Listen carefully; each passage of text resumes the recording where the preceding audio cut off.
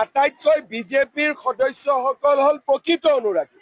যিবিলাক মিয়া মুছলমান এতিয়া আগবাঢ়ি আহিছে তেওঁলোকতো জীৱনকালত কেতিয়াও জুবিনৰ অনুৰাগী নাছিলে এইবিলাকতো ডুপ্লিকেট অনুৰাগী আৰু জুবিন দাকচোন হত্যা কৰি দিলে কোনে হিন্দু ধৰ্মৰ লোকে গতিকে এনেকুৱা ধৰণৰ ইয়াত কোনো ধৰণৰ পলিটিক্স নানিব জুবিনাৰ ক্ষেত্ৰত নমস্কাৰ বন্ধুসকল আজি অন্য এটা ভিডিঅ'লৈ আপোনালোকক স্বাগতম জনালোঁ আৰু এইকেইদিন মানে নিউজত এনেকুৱা ধৰণৰ প্ৰচাৰ চলি আছে গোটেই অসমখন মানে ঠিক আগৰ দৰে হৈ গ'ল হিন্দু মুছলিম তই হিন্দু তই মুছলিম তই বঙালী তেনেকুৱা ধৰণৰ চলি আছে অসমত কি চলিব লাগিছিল জুবিন দাই কিয় জাষ্টিছ পোৱা নাই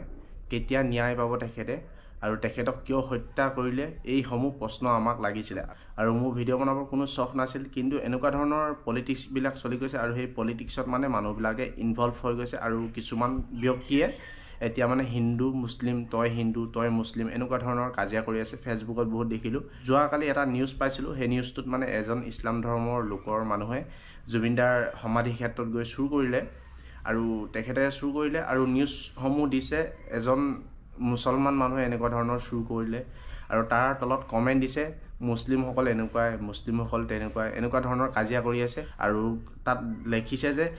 মুছলিমসকলক খেদিব লাগে মুছলিম ধৰ্মৰ লোকসকল মানে জুবিনদাৰ প্ৰকৃত অনুৰাগী নহয় সিহঁতক বোলে ডব্লিউকেট অনুৰাগী সেইটো CM-এ কৈছে বাৰু আপোনালোকে কেনেকুৱা ধৰণৰকৈ মন্তব্য কৰিছে CM-এ চাওকচোন কেনেকুৱা ধৰণৰকৈ কৈছে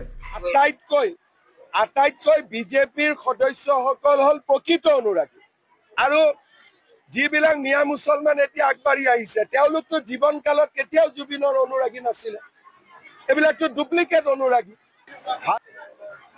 হয়নে নহয় এতিয়াও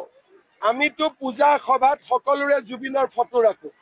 কোনোবা এটা মিয়া মুছলমানৰ ধৰ্ম সভাত জুবিনৰ ফটো দেখিছে নেকি মই এটোৱে ক'ব বিচাৰিছোঁ মই বৰষুণত তিতি প্ৰায় 200 কিলোমিটাৰ আহিছোঁ জুবিন দাক লাগে আমি ৰৈ বিনালে চালোঁ ৰৈ বিনালে একদম জুবিন গাৰ্গৰ একদম বাস্তৱ চিত্ৰ উঠাই দিছে আমি মাননীয় মুখ্যমন্ত্ৰী মহোদয়লৈ অনুৰোধ জনাওঁ আপুনি এইটো সময়ত ৰাজনীতি নকৰিব আপুনি মেয়ৰ নামত উচ্ছেদৰ নামত এইবিলাক কৈ জুবিনৰ জাষ্টিছটো তল নেপেলাব আপুনি অতি সোনকালে জুবিন দাক ন্যায় দিয়াৰ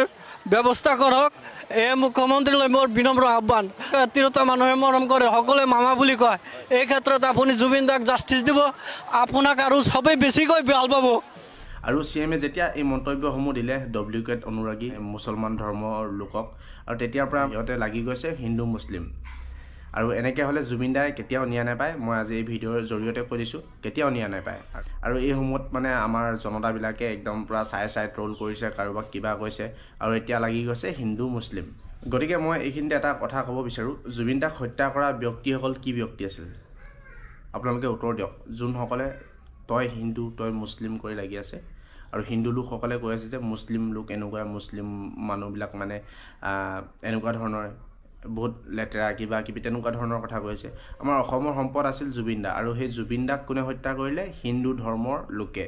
আৰু হিন্দু ধৰ্মৰ লোকে কি এনেকুৱা ধৰণৰ কাম কৰে নেকি এতিয়া কোন মুছলমান ব্যক্তিয়ে কৈছে যে হিন্দু মানুহে জুবিন দাক হত্যা কৰিলে হিন্দুবোৰ এনেকুৱা খেচৰ কিবা কিবি হিন্দুক খেদাব লাগে তেনেকুৱা ধৰণৰ কৈছে জানো তেনে ক্ষেত্ৰত আমি গোটেইসমূহ আমাৰ গোটেই ধৰ্মৰ মানুহবিলাকে অসমত আছে আৰু সকলোৱে মিলা প্ৰীতিৰে থাকিব লাগে এইটোৱে বিচাৰোঁ অসমত আছোঁ যেতিয়া আমি সকলোৱে অসমীয়া আৰু মই যদি অসমখনত থাকি অসমৰ ভাল কাম নকৰোঁ সমাজখনৰ ক্ষেত্ৰত যদি ভাল কাম নকৰোঁ কিবা নকৰোঁ তেনে ক্ষেত্ৰত মই এজন অপৰাধী গতিকে আমাৰ নিচিনা মানুহবিলাকক থকা অধিকাৰ নাই ঠিক তেনেধৰণে শ্যামকানু মহন্ত সিদ্ধাৰ্থ শেখৰজ্যোতি অমৃতপ্ৰভা আৰু যি দুজন দেহৰক্ষী আছিল জুবিন দাৰ ক্ষেত্ৰত আৰু সেই ব্যক্তিসকল কি মুছলিম ধৰ্মৰ লোক আছিল নেকি যে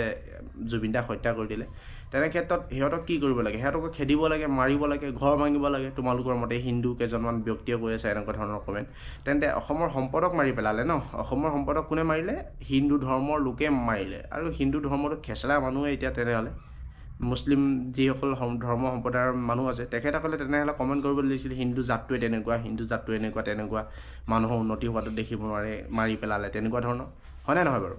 মেইন কথাটো হয় কিন্তু তেখেতসকলে কোৱা নাই আৰু তেখেতসকলে ন্যায় বিচাৰি আছে আৰু তেতিয়া কৈছে কি সিহঁতক অসমৰ পৰা খেদি দিব সেইকাৰণে মানে সিহঁতে মানে কি হ'ল জুবিন দাৰ ন্যায়ৰ কাৰণে এনে মাতি পেলাই অসমখনত এতিয়া মানে অসমীয়া নিচিনা দেখাব খুজিছে তেনেকুৱা ধৰণৰ কথা কৈছে আমি এতিয়াও সেইটো কাৰণে ন্যায়ৰ কাৰণে বাট চাই আছোঁ ন্যায় দিব বুলি